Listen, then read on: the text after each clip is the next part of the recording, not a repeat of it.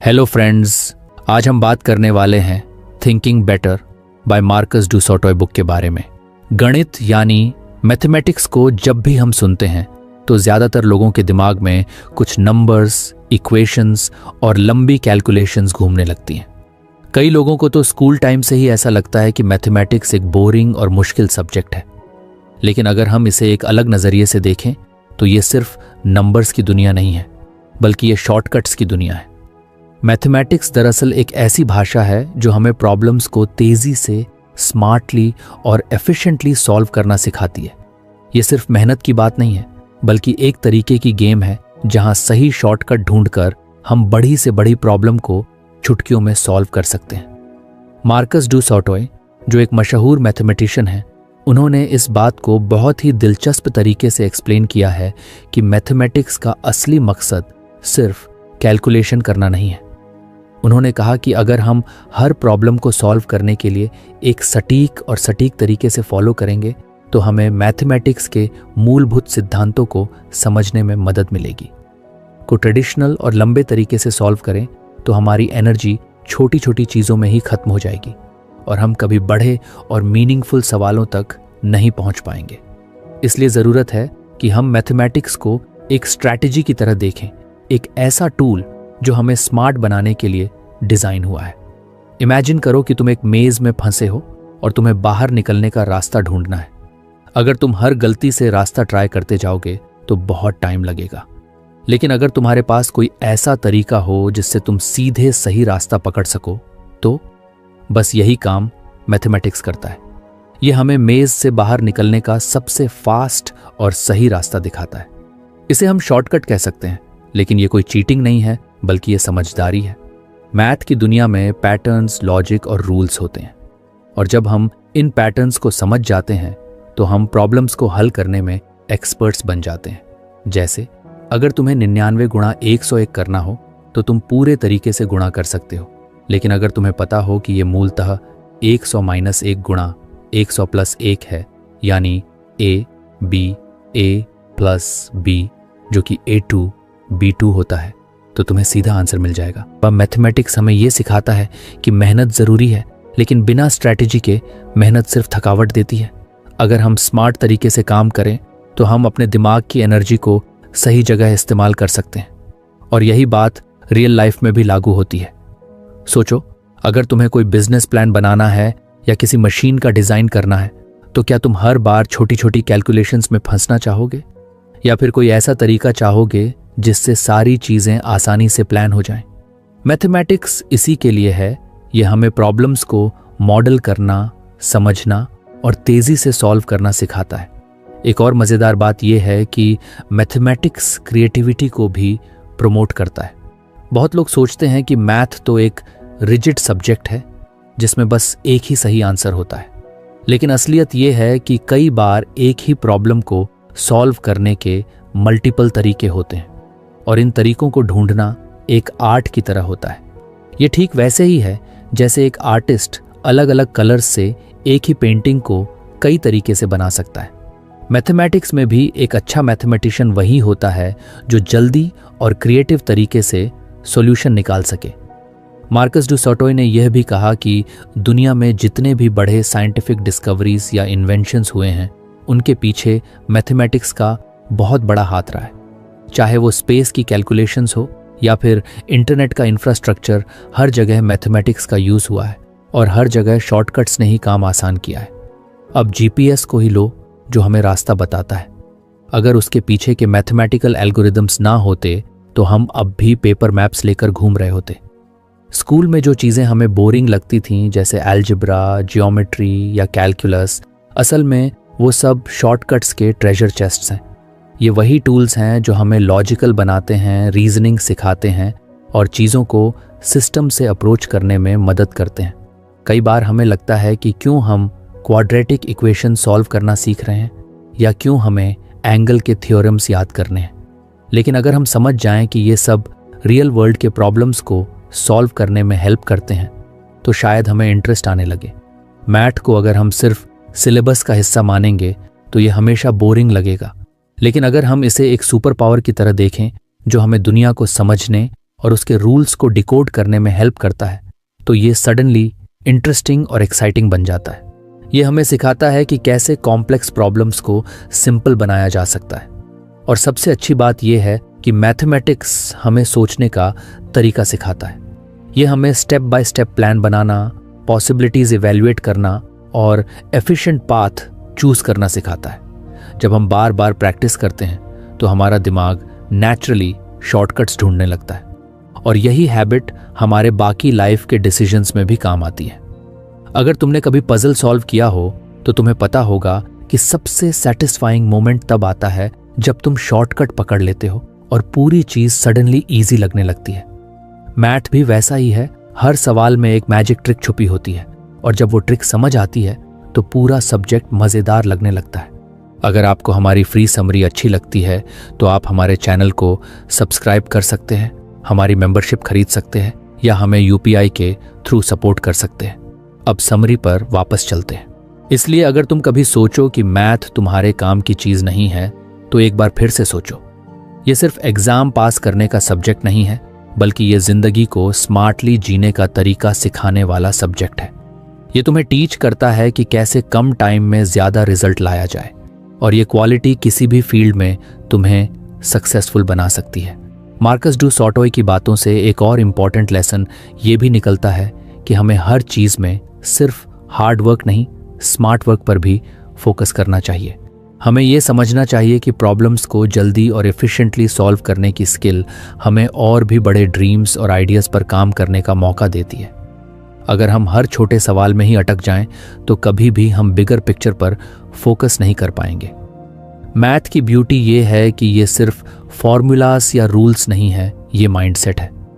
और जब ये माइंडसेट डेवलप हो जाता है तब हम हर सिचुएशन में शॉर्टकट ढूंढना सीख जाते हैं।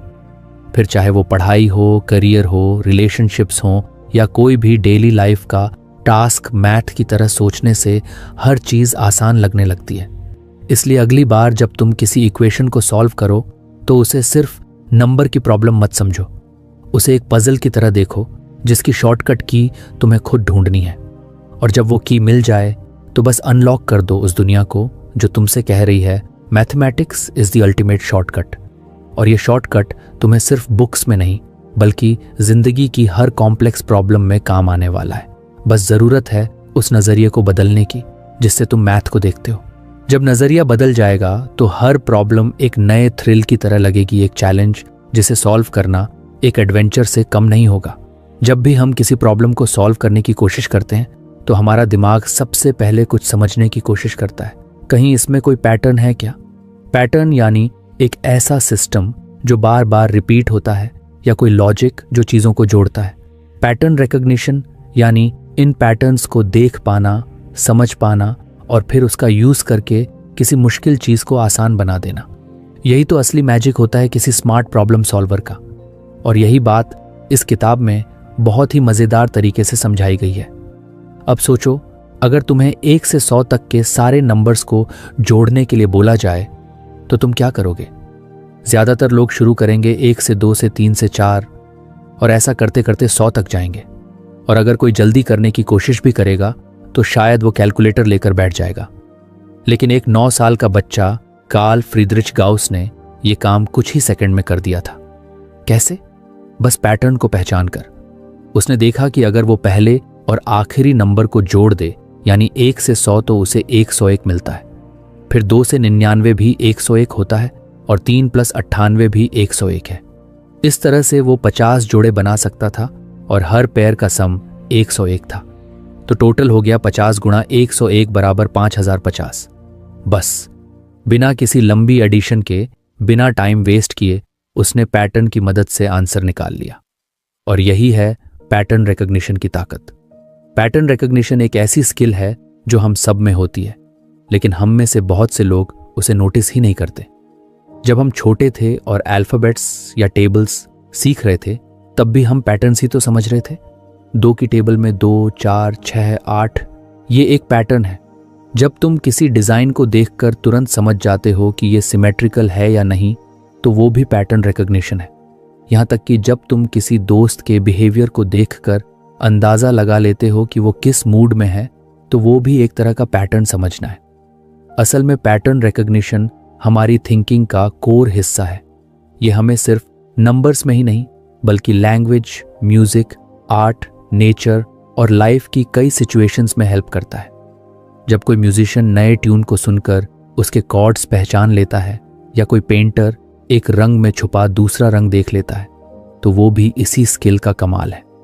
मैथमेटिक्स में ये स्किल और भी यूजफुल होती है क्योंकि मैथ खुद पैटर्न्स की भाषा है। चाहे वो जियोमेट्री में शेप्स हों, एल्जेब्रा में इक्वेशंस या प्रोबेबिलिटी में चांसेस, हर जगह पैटर्न्स छिपे होते हैं और जो इन्हें जल्दी पहचान लेता है वो बाकी लोगों से तेज निकल जाता है। ठीक वैसे ही जैसे गॉस ने बाकी बच्चों से पहले प्रॉब्लम को क्रैक कर लिया था। अब थोड़ा रियल लाइफ की बात करें। सोचो, अगर कोई ट्रैफिक इंजीनियर पैटर्न समझ ले कि कौन से सिग्नल पर कब ज्यादा रश होता है, तो वो सिग्नल टाइमिंग को एडजस्ट करके पूरी सिटी की ट्रैफिक को स्मूथ कर सकता है। या फिर कोई डॉक्टर अगर बार बार आने वाली सिम्टम्स के पीछे का पैटर्न पकड़ ले तो वो जल्दी डायग्नोस कर सकता है कि पेशेंट को क्या इलनेस है। इसी तरह स्टॉक मार्केट में भी लोग पैटर्न्स को देखकर गेस करते हैं कि किस शेयर का प्राइस बढ़ेगा या घटेगा। मतलब ये स्किल सिर्फ किताबों तक सीमित नहीं है, ये हर फील्ड में काम आती है। पैटर्न रिकॉग्निशन से प्रॉब्लम सॉल्विंग तेज होती है, लेकिन सिर्फ इसलिए नहीं कि हम आंसर जल्दी पा लेते हैं, बल्कि इसलिए कि हम क्वेश्चन को एक अलग तरीके से देखना सीख जाते हैं। एक ट्रेडिशनल थिंकर शायद हर बार रूल बुक खोलकर सवाल सुलझाएगा, लेकिन एक पैटर्न थिंकर लॉजिक ढूंढेगा, शॉर्टकट बनाएगा और चीजों को क्रिएटिवली सॉल्व करेगा। कई बार पैटर्न रिकॉग्निशन हमें बोरिंग कामों से बचा लेती है। सोचो कि तुम्हें बार बार एक ही टाइप का डेटा एंटर करना है, लेकिन अगर तुम पैटर्न पकड़ लो कि हर तीसरी एंट्री में कुछ कॉमन है, तो शायद तुम उस काम को ऑटोमेट कर सको। इससे न सिर्फ टाइम बचेगा बल्कि एनर्जी भी। और यही तो स्मार्ट वर्किंग होता है। पैटर्न देखना यानी डिटेल्स पर ध्यान देना, छोटी छोटी चीजों में एक बिग पिक्चर को इमेजिन करना। यह सिर्फ मैथ्स नहीं, माइंडफुलनेस की भी प्रैक्टिस है। हम जब किसी चीज में पैटर्न ढूंढते हैं तो हम ज्यादा अवेयर होते हैं, ज्यादा फोकस्ड होते हैं और ये हैबिट हमारे सोचने के तरीके को शार्प बनाती है। कई बार पैटर्न्स हमारी जिंदगी को भी गाइड करते हैं। जैसे अगर तुम नोटिस करो कि तुम हर बार किसी टास्क को टालते हो जब वो बोरिंग लगे, तो तुम एक बिहेवियरल पैटर्न समझ रहे हो और जब तुम उसे समझ लोगे तभी तुम उस आदत को ब्रेक कर पाओगे। मतलब पैटर्न रिकॉग्निशन से न सिर्फ बाहर की दुनिया को समझा जा सकता है बल्कि अपनी खुद की साइकोलॉजी को भी। किताब में गॉस की कहानी सिर्फ एक एग्जाम्पल नहीं है बल्कि एक इंस्पिरेशन है कि हम हर प्रॉब्लम को शॉर्टकट से सॉल्व कर सकते हैं अगर हम उसका पैटर्न पकड़ लें। वो 9 साल का बच्चा इस बात को समझ गया था जो बड़े बड़े लोग भी नहीं समझ पाते। उसकी थिंकिंग ने उसे एक जीनियस बना दिया। और सबसे अच्छी बात यह है कि ये पावर सिर्फ उसी के पास नहीं थी, ये हम सब के पास है। आजकल AI यानी आर्टिफिशियल इंटेलिजेंस भी पैटर्न रिकॉग्निशन पर ही बेस्ड है। जब तुम YouTube पर कोई वीडियो देखते हो और उसके बाद तुम्हें सिमिलर वीडियो सुझाव होते हैं, तो वो एल्गोरिदम तुम्हारे देखने के पैटर्न को समझकर ही डिसीजन ले रहा होता है। जब तुम्हारा फोन तुम्हें सुबह का अलार्म सजेस्ट करता है, तो वो भी पैटर्न को पढ़कर ही कर रहा होता है। मतलब आज की स्मार्ट टेक्नोलॉजीज भी इसी कॉन्सेप्ट पर काम कर रही हैं, जिसे एक बच्चा 200 साल पहले यूज कर चुका था। इसलिए अगर हम चाहते हैं कि हम भी फ्यूचर की टेक्नोलॉजीज को समझें, उससे आगे निकलें, तो हमें पैटर्न देखने और समझने की स्किल को ग्रो करना होगा। और इसके लिए ज़रूरी है कि हम क्यूरियोसिटी रखें, ऑब्जर्व करें और हर चीज़ को थोड़ी गहराई से देखें। जब हम बार बार पैटर्न रिकॉग्निशन की प्रैक्टिस करते हैं तो ये एक हैबिट बन जाती है। फिर चाहे वो सुडोकू सॉल्व करना हो या किसी एक्सेल शीट में ट्रेंड पकड़ना हो या किसी कॉन्वर्सेशन में हिडन मीनिंग समझना हो, हमारा माइंड खुद ब खुद पैटर्न की तलाश करने लगता है। तो अगर तुम अगली बार किसी सवाल में अटक जाओ तो बस एक पल ठहर कर सोचो, क्या इसमें कोई पैटर्न है? हो सकता है सॉल्यूशन तुम्हारे सामने ही हो, लेकिन वो तब तक नहीं दिखेगा जब तक तुम उसे एक अलग नज़र से नहीं देखोगे। पैटर्न रिकॉग्निशन तुम्हें वही नज़र देता है। और इस तरह से हम समझ सकते हैं कि पैटर्न रिकॉग्निशन सिर्फ एक स्किल नहीं है, ये एक वे ऑफ थिंकिंग है। और जब हम इस माइंडसेट को अपना लेते हैं तो हमारी प्रॉब्लम सॉल्विंग एबिलिटी एक नए लेवल पर पहुंच जाती है। फिर हम बोरिंग से बोरिंग सवाल में भी एक थ्रिल महसूस करते हैं और जिंदगी की हर चुनौती एक इंटरेस्टिंग पजल बन जाती है। यही है असली फन जब लॉजिक और इमेजिनेशन मिलते हैं तब पैटर्न बनता है, और वही पैटर्न हमें शॉर्टकट्स देता है। जब हम किसी भी प्रॉब्लम को सॉल्व करने की कोशिश करते हैं तो अक्सर हम उसके छोटे छोटे हिस्सों में उलझ जाते हैं, जैसे किसी पजल को इतना करीब से देखना कि हमें सिर्फ एक ही पीस नजर आता है, पूरा चित्र नहीं। यही गलती ज्यादातर लोग करते हैं। वो डिटेल्स में इतना खो जाते हैं कि बिगर पिक्चर को देख ही नहीं पाते। लेकिन डू सॉटोय कहते हैं कि अगर हम थोड़ी ऊंचाई से सोचें, स्ट्रक्चर को समझें, तो हम उस प्रॉब्लम को एकदम अलग नजरिए से देख सकते हैं। ये ऐसा है जैसे हम जमीन पर खड़े होकर रास्ता ढूंढ रहे हों और कुछ भी समझ ना आए, लेकिन जैसे ही हम ऊपर उड़ते हैं, मानो किसी पहाड़ी से नीचे देख रहे हों, हमें पूरा रास्ता साफ साफ दिखने लगता है। यही है स्ट्रक्चरल थिंकिंग की ताकत। स्ट्रक्चरल थिंकिंग का मतलब है किसी चीज की इनर बनावट को समझना। जस्ट इमेजिन एक बिल्डिंग की बात करें तो उसकी स्ट्रेंथ उसकी दीवारों में नहीं, बल्कि उस स्ट्रक्चर में होती है जो उसे बैलेंस करता है, जैसे बीम्स, कॉलम्स और फाउंडेशन। उसी तरह जब हम किसी प्रॉब्लम को देखते हैं तो सिर्फ सरफेस लेवल से समझना काफी नहीं होता। हमें उस स्ट्रक्चर को पकड़ना होता है जो उस प्रॉब्लम को शेप दे रहा है। तभी हम सही डिसीजन ले सकते हैं और सही शॉर्टकट्स भी ढूंढ सकते हैं। सपोज तुम किसी कॉम्प्लेक्स मैथ्स प्रॉब्लम को सॉल्व कर रहे हो और उसमें कई सारे स्टेप्स हैं। अगर तुम हर स्टेप को मैकेनिकली करते जाओगे तो टाइम भी ज्यादा लगेगा और थकावट भी होगी। लेकिन अगर तुम एक स्टेप पीछे हटकर सोचो कि इस पूरी प्रॉब्लम की ओवरऑल स्ट्रक्चर क्या है, इसका पैटर्न क्या है, तो शायद तुम देख पाओगे कि उसमें कोई सिमेट्री है, कोई रिपीट होने वाला लॉजिक है, या कोई ऐसा तरीका जिससे सारी कैलकुलेशन आसान हो जाए। ये अप्रोच केवल टाइम सेविंग नहीं होती, बल्कि बहुत स्मार्ट भी होती है। इस बात को समझने के लिए एक एनालॉजी लेते हैं। सोचो तुम्हारे पास एक जंगल है और तुम्हें उसमें से रास्ता ढूंढना है। अगर तुम पेड़ों के बीच चल रहे हो तो हर डायरेक्शन में कंफ्यूजन होगा, हर कदम पर डिसीजन लेना पड़ेगा।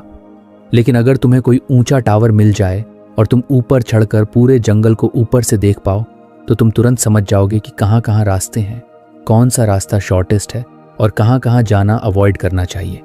स्ट्रक्चरल थिंकिंग उसी तरह से हमें ऊपर उठाकर सोचने की एबिलिटी देता है।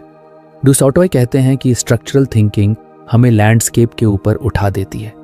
मतलब हम डिटेल्स में अटकने के बजाय पूरे टेरेन को एक नज़र में देख पाते हैं, और जब हम पूरे सिस्टम को समझ लेते हैं तभी हमें वो शॉर्टकट्स दिखते हैं जो नॉर्मल थिंकिंग में इम्पॉसिबल लगते हैं। ये एक तरह की एरियल व्यू होती है किसी भी प्रॉब्लम की।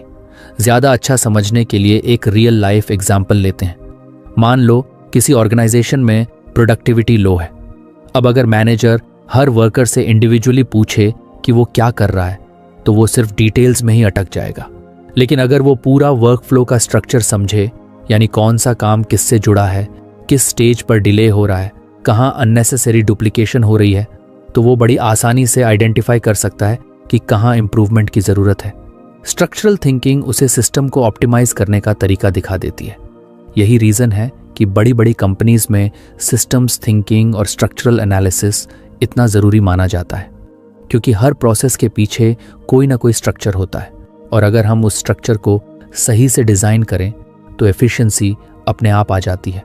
यही चीज़ डू सॉटोय मैथ्स में भी कह रहे हैं कि जब हम स्ट्रक्चर को समझ लेते हैं तो हम बेहतर तरीके से सोचने लगते हैं।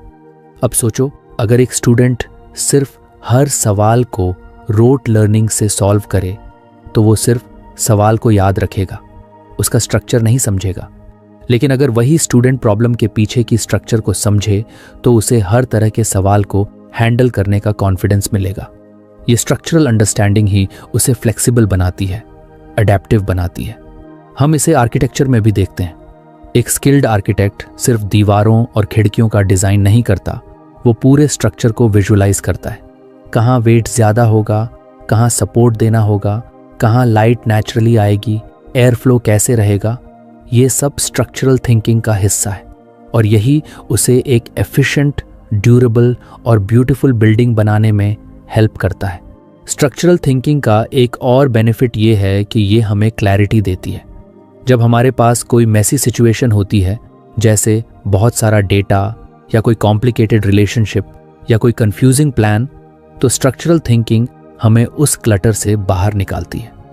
हम ये सोचने लगते हैं कि कौन कौन से हिस्से जुड़े हुए हैं, कौन से इंडिपेंडेंट हैं और कहाँ कहाँ ब्रेक पॉइंट्स हैं। इससे हमें सही डायरेक्शन मिलती है और हम बेहतर डिसीजन ले पाते हैं। अब एक और इंटरेस्टिंग एग्जाम्पल लेते हैं लैंग्वेज लर्निंग का। जब हम कोई नई भाषा सीखते हैं तो शुरू में हमें हर वर्ड याद करना पड़ता है, लेकिन जैसे जैसे हम उस भाषा के ग्रामर स्ट्रक्चर को समझने लगते हैं, यानी सेंटेंस कैसे बनता है, वर्ब कहाँ आता है, नाउन किस तरह से बिहेव करता है, तो हमें हर वर्ड इंडिविजुअली याद रखने की ज़रूरत नहीं होती। हम स्ट्रक्चर को पकड़ते हैं और उसी से हम नए सेंटेंसेस भी बना सकते हैं। यही है smart learning, structural way of thinking.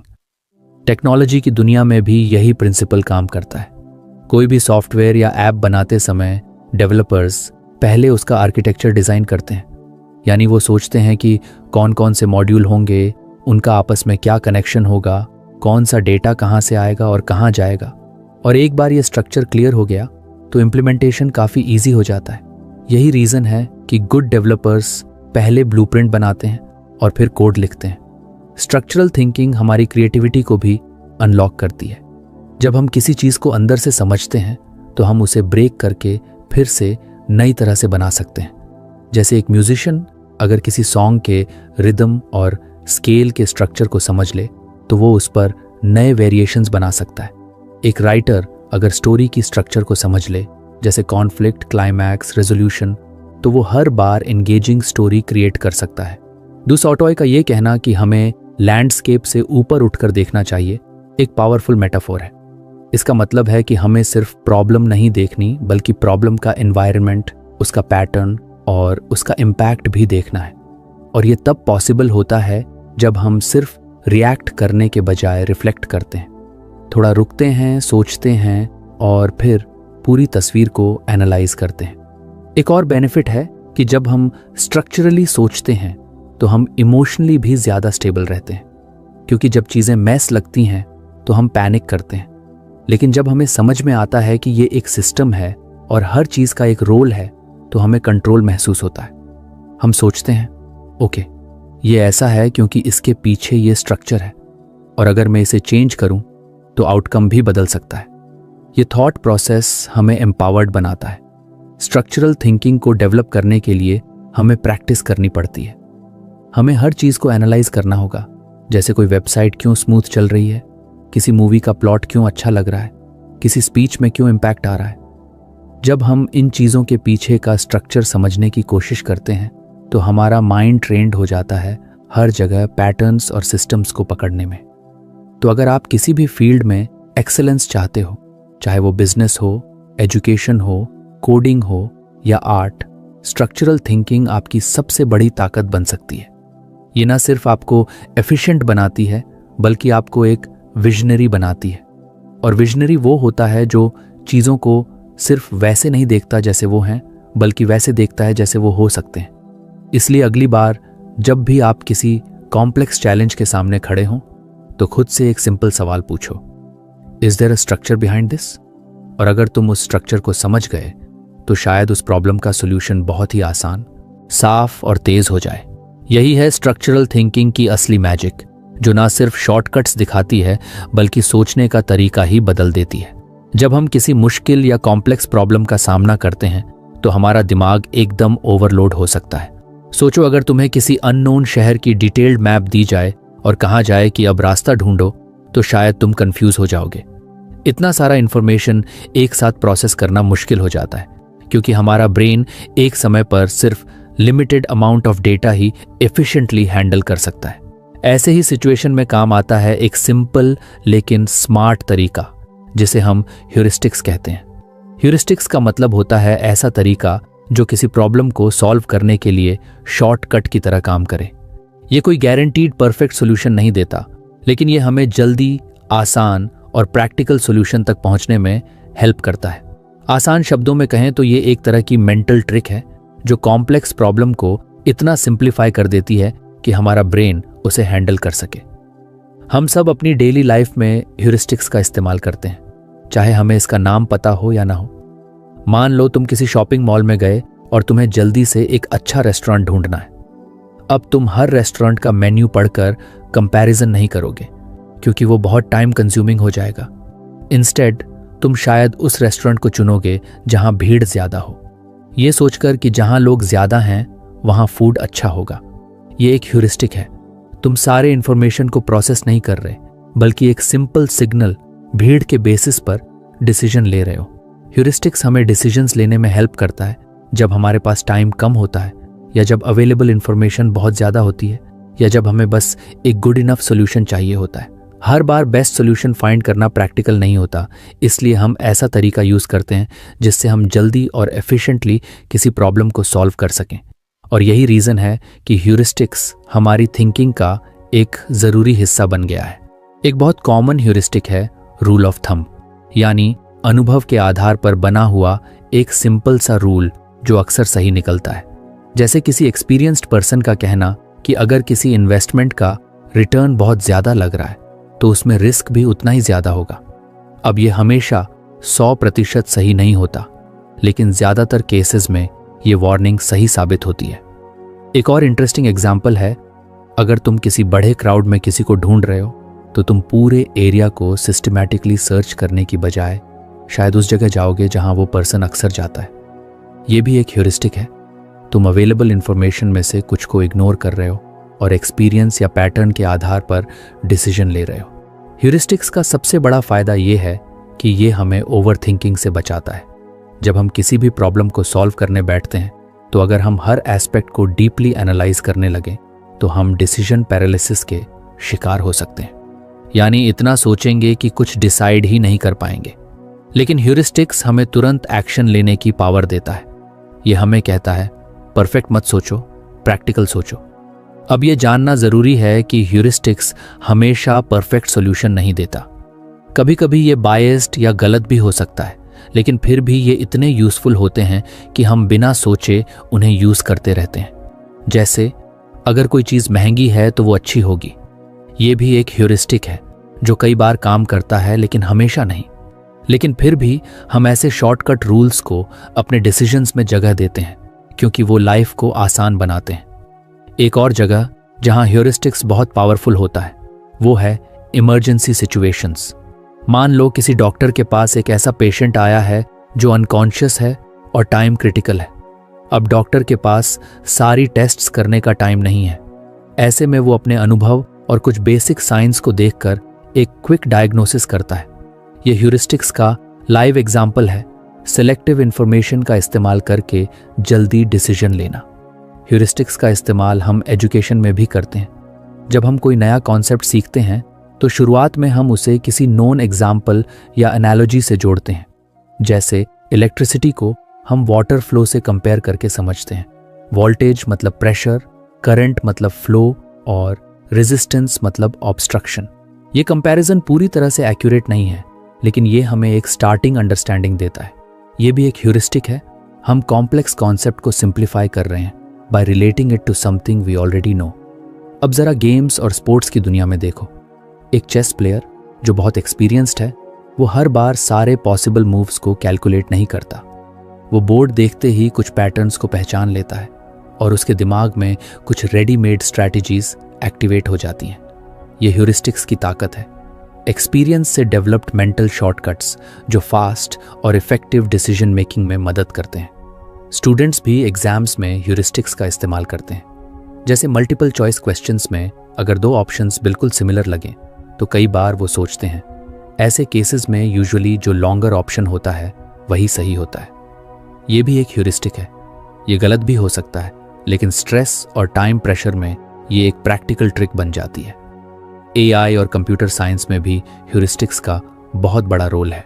जब कोई कंप्यूटर बहुत बड़े प्रॉब्लम को सॉल्व कर रहा होता है, जैसे किसी सिटी का शॉर्टेस्ट रूट निकालना जिसमें हजारों रास्ते हों, तो उसमें ह्यूरिस्टिक्स लगाई जाती हैं ताकि सर्चिंग प्रोसेस फास्टर हो जाए। और यही प्रिंसिपल हम इंसान भी फॉलो करते हैं। जितनी कम मेहनत में काम बन जाए उतना बेटर। एक फेमस ह्यूरिस्टिक है अवेलेबिलिटी ह्यूरिस्टिक। इसका मतलब होता है कि हम उसी इंफॉर्मेशन को ज़्यादा इंपॉर्टेंट मानते हैं जो हमारे दिमाग में ईजिली अवेलेबल हो। जैसे अगर न्यूज़ में किसी एयरप्लेन क्रैश की खबर आई हो तो हम सोचते हैं कि एयर ट्रैवल डेंजरस है, जबकि स्टैटिस्टिकली ये बहुत सेफ होता है। लेकिन क्योंकि वो क्रैश हमारे माइंड में फ्रेश है, हम उसकी इंपॉर्टेंस को ओवर एस्टिमेट कर लेते हैं।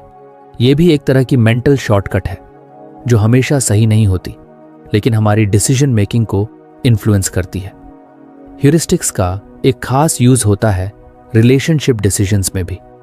जब हम किसी नए इंसान से मिलते हैं तो हम कुछ लिमिटेड सिग्नल्स के बेस पर उसके बारे में ओपिनियन बना लेते हैं, जैसे उसकी ड्रेसिंग, बोलने का तरीका या बॉडी लैंग्वेज। ये सब सिग्नल्स हमारे अंदर कुछ मेंटल रूल्स एक्टिवेट कर देते हैं और हम डिसाइड कर लेते हैं कि उस पर ट्रस्ट करना है या नहीं। अब ये जजमेंट हमेशा एक्यूरेट नहीं होता, लेकिन ये क्विक होता है और यही इस टेक्निक की खासियत है। तो आखिर में बात यह है कि ह्यूरिस्टिक्स एक ऐसा टूल है जो इंसानों को कॉम्प्लेक्स दुनिया में सिंपल तरीके से जीने में मदद करता है। ये हमारी लिमिटेड ब्रेन कैपेसिटी को सपोर्ट करता है, टाइम बचाता है और हमें ओवर एनालिसिस से बचाकर एक्शन लेने की हिम्मत देता है। हालांकि ये परफेक्ट नहीं है, लेकिन ये प्रैक्टिकल है और इसी वजह से ये हमारी जिंदगी का एक इंटीग्रल हिस्सा बन चुका है। अगर हम स्मार्ट बनना चाहते हैं तो हमें ये सीखना होगा कि कौन से ह्यूरिस्टिक्स कब काम करते हैं और कब नहीं। हमें ये पहचानना होगा कि कौन सा शॉर्टकट यूजफुल है और कौन सा हमें गलत डायरेक्शन में ले जा सकता है। और जैसे जैसे हमारा एक्सपीरियंस बढ़ेगा, हमारी ह्यूरिस्टिक्स भी रिफाइन होती जाएंगी।